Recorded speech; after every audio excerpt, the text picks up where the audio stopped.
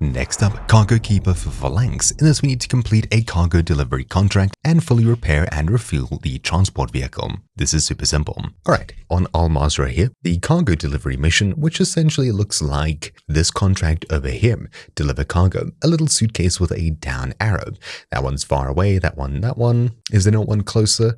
No, seems like we'll have to head that far. These ship cargo missions, I'm pretty sure, don't count, unfortunately, so we'll need to head into the heart of the city for this. Here goes our long drive. Okay, so we'll pick up the cargo delivery mission here, and we'll need to head across to an area to get a vehicle. In my case, it's all the way over there. Alright, there we go. When we get to the vehicle room here, we'll open it up, hop in the vehicle, and immediately start driving. We'll need to travel around K, sometimes 2Ks, in order to get to the drop-off point. Essentially, there'll be a helicopter flying underneath that point that we need to simply zoom under, and it'll deliver the cargo we're carrying on our back. Also, not to mention, a helicopter will fly in and try to attack us. The best way to avoid damage here, and of course eventual vehicle destruction, is to simply just serpentine, or at least change direction as soon as they start shooting at you. That way you can completely avoid their barrage. Obviously, this isn't always possible. Ultimately, I've found that enemy AI and players especially are more of a threat than the helicopter chasing us. And of course, not to mention, I'm pretty sure you can't destroy the helicopter that's chasing you. Maybe you can with teammates, but I doubt. Sweet, so there we go. We can see the helicopter flying over here. Within about 200 meters of the location, the helicopter chasing us will just leave us, allowing us to, boop, drop off the item and be done with this quick little quest. Now that we've completed this contract, we need to head to a gas station to fully repair and refuel our vehicle.